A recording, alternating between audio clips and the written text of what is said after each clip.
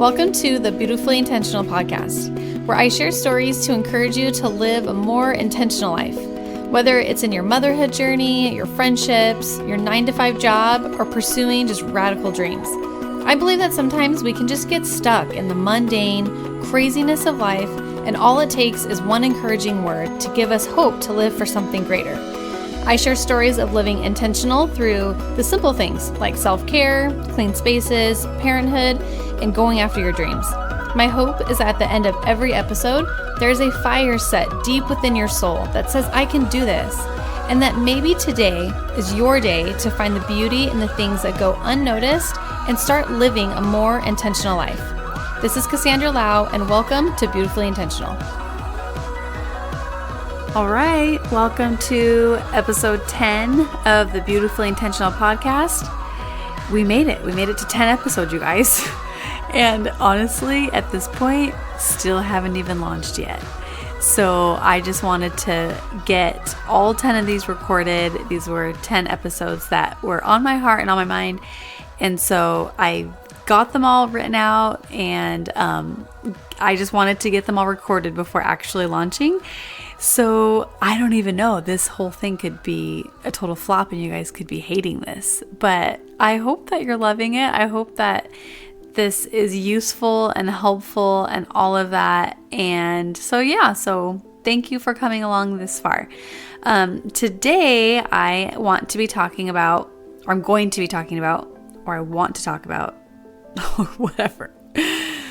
I'm going to be talking about the comparison trap, specifically in reference to body image. I want to talk about body image because it is so wildly important to talk about, and it will always be important to talk about forever and ever and ever. And before I get started in sharing my heart on this topic, I do want to say how freaking proud I am of every single company who has stood up for real bodies.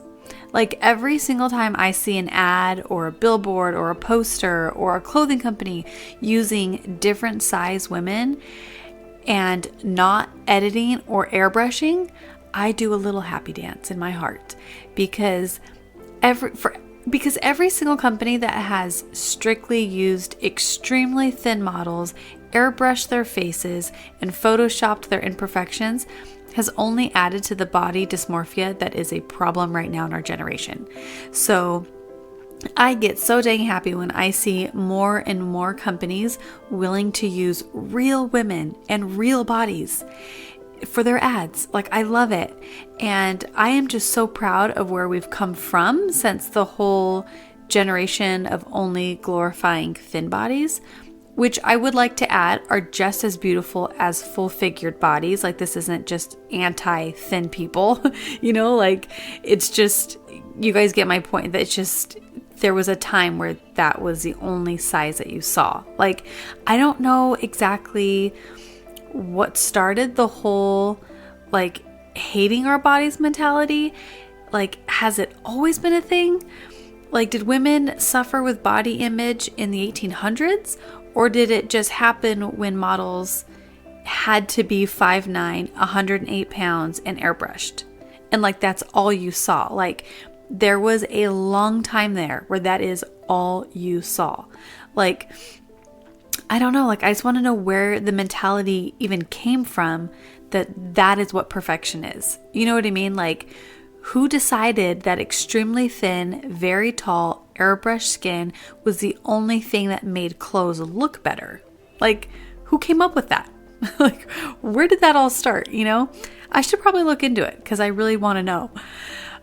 No, but seriously, true story. So I used to love America's Next Top Model. It was my favorite show. I watched every single season for like 13 years straight. When I was in high school, I just always loved high fashion, editorial shoots, like you name it. Like, I just loved that. And one time I wrote Tyra Banks and suggested that they do a season of modeling for different body types, like short girls like myself, because I'm 5'2" and I wouldn't stand a chance in the modeling world, but I just always loved it so much. I don't know that I ever could really like be a model, but I just always loved like editorial things and just, I don't know, I just loved it. I love images that are just unique and beautiful. And I knew that because I was 5'2", that meant that that was something I was never allowed to do. You know what I mean? And so anyway, so I emailed Tyra Banks and I let her know my thoughts. And, but no, I never got an email back. So anyway, it seriously makes me so happy now that we are seeing all kinds of just different models these days. I think it's beautiful. So here's the thing. Let's talk about comparison. And while there is nothing wrong with looking at another woman and saying, wow, I like her hair color, I want that, or I like her eyeshadow, or dang, her arms are toned, I want toned arms, or like, look at her abs. Like, comparison in itself isn't necessarily wrong. It's just that it leads to unrealistic expectations that set yourself up for failure if you can't have exactly what you see. Do you know what I mean? Because that eyeshadow on your skin tone with your eye color and your eye shape is gonna look different than the person that you see wearing it. And that same hair color that you're looking at on someone else is gonna look different against your skin. It's going to look different because your hair texture is different, the density is different, the porosity is different, and all of that matters. And like, those jeans are going to look different on your legs if your legs are shorter. And that dress is going to look different on you if your bust size is bigger. And you can't compare yourself to what you see because you're different. You know what I mean? Like, you were made different on purpose. We were all made different. That was not on accident. Like, it was on purpose that we were all created differently. And yet we're all walking around desperately trying to look like each other. Like, when we're all so incredibly unique and different. Like, it's mind-blowing, right? Like, comparing yourself to someone else's looks is like comparing your fingerprints to someone else's. Like, they are so unique, and there are no two that are different. I mean, that are the same. There are no two that are the same. They're all different. Oh man. Okay, so when it comes to our physical bodies, like, we have to find a way to be completely content with exactly where we are. Like, we can have a goal in mind. There is nothing wrong with a goal of where you want to be. Like, there's nothing wrong with knowing that you may have unhealthy weight that you're carrying around because of unhealthy food choices and wanting to take action. There's nothing wrong with that. There's nothing wrong with having acne and wanting clear skin, or having gray hair and wanting to cover it, or to gain muscle definition. Like, those can be very positive goals.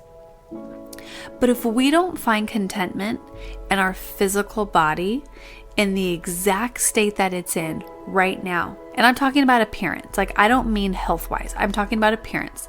Like, I don't want you to be content with bad health. We're just talking about image right now. I'm talking about the way we look on the outside. Okay? We will never be satisfied. So, because we'll never be satisfied because perfection doesn't exist.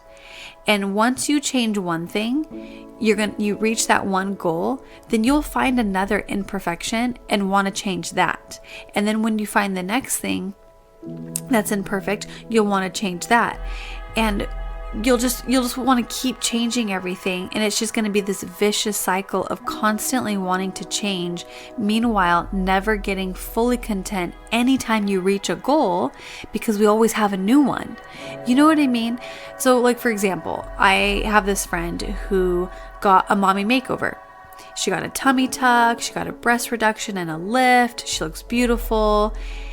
And you know what she said? She said that she doesn't feel any more confident. She said she never noticed how big her arms were because she was so focused on how big her post-baby tummy was, that once that was gone, now all of a sudden she started focusing on her other imperfections, using air quotes here, imperfections. And I get it, man. I carried 3 kids on a tilted uterus, which left like the left side of my stomach, the skin sagging more on one side over the other. I breastfed all 3 babies, and 2 of them preferred to nurse only on one side, which meant that I have uneven, deflated lady lumps. I'm 5'2", I have very short legs, which means that my calves and my ankles get bigger. I have junk in the trunk, and it's not inflated with silicone. It's filled with fat that isn't smooth. So, like, I've got that. I've got pasty white skin that always looks sunburned. I constantly am having people ask me if I've been out in the sun. And let's not talk about how my eyebrows are a victim of the 90s and they're non-existent. Like, I have flaws. Like, I get it. Could I get a tummy tuck and a boob job and a spray tan and microblading to fix all of that? Of course. But where does it stop? And at what point would I feel perfect? What is perfect? You know what I mean? Well, newsflash, perfection doesn't exist. It's actually unattainable. So some of you need to hear this. Like, I have to be content with who I am physically right now. Like right freaking now. Like saggy tummy, uneven boobs, pasty burnt skin, no eyebrows, and cankles. Like, I have to show up for myself regardless. I have to find contentment and confidence right now. If I don't find it now, then I'll never find it. Like, if I can't expect that perfection isn't a reality, like if I can't get that, then I'll never be satisfied. That's why if you follow me on Instagram, some days you'll see me in full glam makeup, brows on point, and the next day you'll see me with acne, no eyebrows, no eyelashes, because that's just who I am. And I have to be okay with it. It's the only way to live content, is just showing up. If I can't step outside of my house without eyebrows on, then that sends a message to my brain that I'm not worth leaving the house without eyebrows on. And that, I'm not saying that we all have to walk around like just wanting all of our imperfections exposed. That's not what I'm saying. I just refuse to let my imperfections ever hold me back from showing up. And like, it's okay to have goals. Physical goals, health goals, beauty goals. Like, hear me on this. All of those things are not bad. I have them. Like, I have a lot of goals. But if I can't love myself right now, then those things can't help me.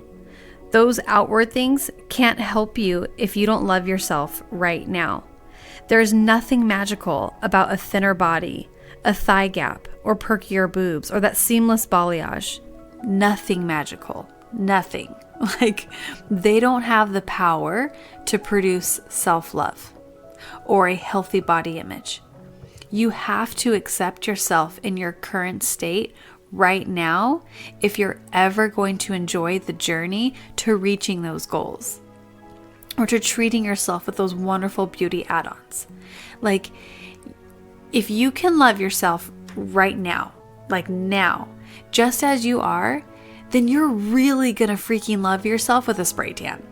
And if you can love yourself right now at your current weight, whatever that is, then you're really gonna love yourself when you lose that extra 10 pounds or gain that extra 10 pounds or lose 50 pounds or lose 100 pounds of whatever the unhealthy weight is. Maybe for you, it's actually putting the weight on. If you can find contentment right now for your bat wing arms, then you are really gonna freaking love your arms when you tone them up. But if you can't find self-love before you lose that 10 pounds, then the only thing you're gonna be is a 10-pound lighter version of yourself who still hates her body and who is still looking to the next girl who has a better butt than you, all while she's looking at the next girl wishing she had her arms. All while the next girl is looking at the next girl, which happens to be you, wishing she had your legs or your hair or your clothes. Like, the same legs that you're wishing were thinner, somebody is probably wishing they had them. Do you see the cycle? This is why comparison is so dangerous. It's a breeding ground for self-sabotage and self-hatred. And do you know what the one way to fix this is? You just stop the comparison. if you have to remove every thought about every single thing and every single person that you are looking at wishing you looked like them, if you truly remove the comparison, like I want you to close your eyes and imagine a world that is void of all the things that you call perfect. Imagine like going to the beach and every single woman was sporting a bikini and no one looked like a supermodel. Everybody had stretch marks just like you, uneven boobs just like you, cellulite just like you. Now open your eyes. Newsflash, that is the world we live in. It's actually filled with people just like you and me. It's not filled with supermodels. You get that, right? Like that perfect image that you have in your head, it's not real. And yeah, some people have a pretty bomb chiseled body. Like I'm not going to lie. But even them, yes, them, they have insecurities. And even them, they have flaws that I bet they wish they could change, or they're paying a lot of money to change. Like I know a bunch of women who feel like they're even too skinny, who are insecure about how skinny they are, who wish they could just fill out clothes or build muscle. Like this message is for them too. This isn't just about a weight thing. This is about an image thing. Oh man. I just want so badly just for women to be able to love themselves just as they were created. And I don't know about you, but I have 2 daughters. I don't have a choice but to love myself exactly where I am. Exactly where I am. If I don't, then that gives them permission to compare themselves to others too. I can't tell my girls to not give a crap about other people's opinions and then go work my butt off in the gym eating only raw kale to look like J-Lo. And granted, I have fitness goals. You know what those goals are? Those goals are to show up. Those goals are to get stronger, to take care of my body, not by filling it with Cadbury mini eggs every night like I want to, but by keeping it hydrated, giving it foods that are going to keep me full and nourish my body. Even if you don't have daughters, we are all in charge of shaping culture. Whether you like it or not, you shape culture. What you stand for, what you fight for, what you believe about yourself, it all matters. So for the sake of all women, for the sake of the teen girl growing up with social media, the largest comparison platform in the universe, for the sake of the young girls getting bullied because of their appearance, for the sake of yourself, your mental sanity, be kind to yourself. Be so freaking kind to yourself. Be an example of self-love. And man, watch your words. I have never been a super insecure person, at least when it came to my body. Growing up, that wasn't an issue for me. I didn't get bullied a ton at school. I didn't suffer from severe acne. I wasn't overweight. I wasn't underweight. I didn't need braces. I didn't have crazy hair. I was pretty basic. But this one time when I was in 7th grade, I was sitting on the bus with this kid, this boy that I thought was really cute. We were really good friends. And I was wearing shorts, and I had never thought twice about this issue. And he looked at my legs, and he was super kind. He wasn't trying to be mean, but he looked at my legs and he was like, "Your calves are the same width as your thighs. And your ankles are the same width as your calves. It's just one leg. It doesn't go from bigger to skinnier. Most girls are their thighs are bigger and then their calves and ankles are smaller, but yours aren't. Yours are the same width." And that was the first time that I looked at my legs and I was like, oh my God, you're right. My calves are big and my ankles are big. Oh my gosh. And granted, I weighed 97 pounds in 7th grade. I was tiny. I was an itty bitty person. And from that moment on, I'm not kidding you, from that moment on, I have been insecure about my legs. From that one comment, you guys. I from then on never felt comfortable in shorts. I never felt comfortable in a bathing suit. I never felt comfortable in a skirt and dresses. Like, even my husband, he asked me when we first started dating, he was like, "Why don't you ever wear skirts?" And we were 19 years old. I was 19 years old. He wasn't 19 years old. I was 19 years old. And I told him it was because I was insecure about my legs. But do you know that, like, ever since I've had kids, do you know what I've had to do? Because since having kids, I've put on weight, which only made my ankles bigger. And I just had to give the middle finger to caring. Like, oh well, so my ankles are 6 inches around instead of 4. It literally makes no difference in the quality of a friend that I am, in my ability to be a good mom, in my ability to be an amazing friend, an amazing wife, to inspire and encourage people to live a better, more intentional life. The size of my ankles literally make no actual difference in my life. So why would I give them the power over my thoughts? Why would I let them define me and my worth, or have the power over whether I wear shorts on a hot summer's day? It's ridiculous. And it's a real problem. And all of that insecurity stemmed from one single comment. One single freaking comment in 7th grade, for crying out loud. So watch your words. Watch what you say to other people. Like, we obviously can't control everything that our kids say, and kids are gonna say some pretty mean stuff. But by 7th grade, they should know better. And I know that we can't control every word that's gonna come out of their mouth, but we can probably do a better job at being a better example for them. Like, I refuse to ever talk negatively about my body in front of them. And if I won't say it in front of them, then should I be thinking it? The answer is no. So watch your words. Watch what you say to other people, about other people, and about yourself. And also watch your thoughts. Some ways to overcome that perfectionistic, like, comparison, it just starts in our thoughts, right? So taking control over our thoughts. There was this pastor once that said, "You can't stop a bird from landing on your head, but you can stop it from building a nest." And I mean, that sounds so basic, but I don't know where the original quote originated from, but for some reason, it just stuck in my head. And I heard it like 10 years ago, and I keep going back to that. It's just like the perfect imagery, meaning you can't stop thoughts from coming. Like, we all get negative thoughts, but we 100% have the control over how long those thoughts sit there, and how they grow, and how we dwell on them, and how they manifest. So the next time you look in the mirror and you think your legs look fat, shift your perspective. Look for the good in your legs.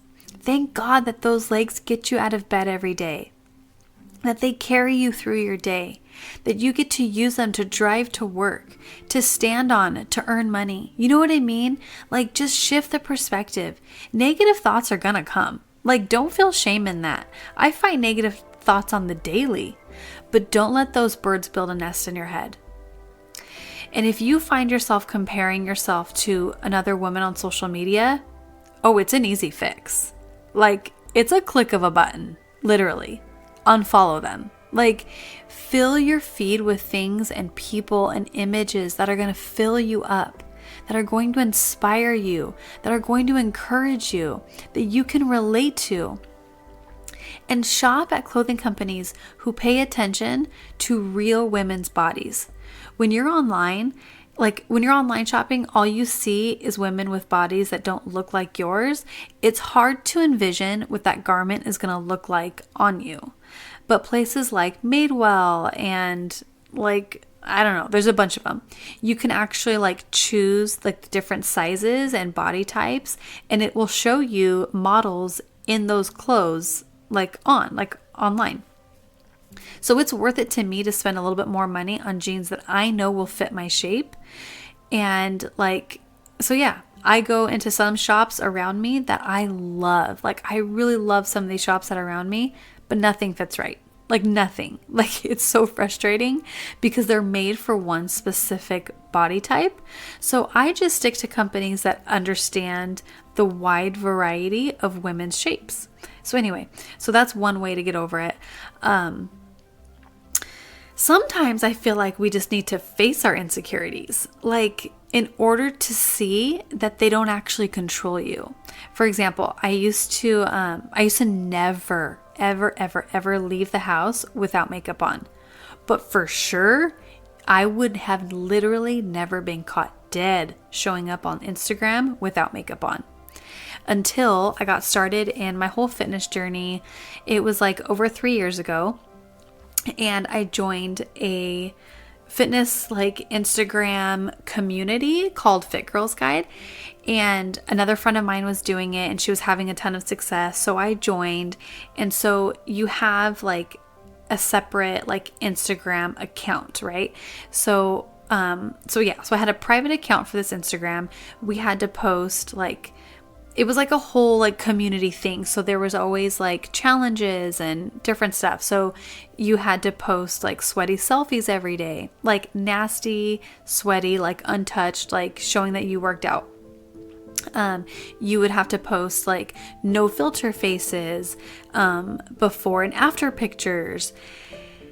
Like, oh my gosh, it was a lot. And at the time I had it private. And so I would just post all that stuff. Well, in order to like compete in like the competition and be able to be seen and all that stuff, you had to make it public. So I made it public.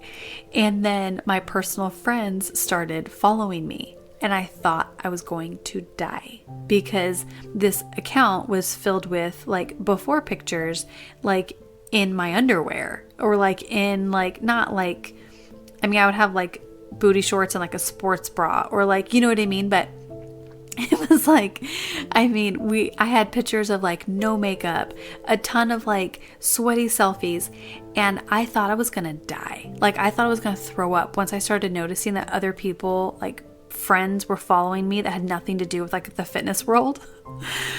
So I would feel anytime I would see a new follower of somebody that was outside of like this program following me, anxiety would rise, and then that anxiety would lower because I was forced to get over it by facing it head on.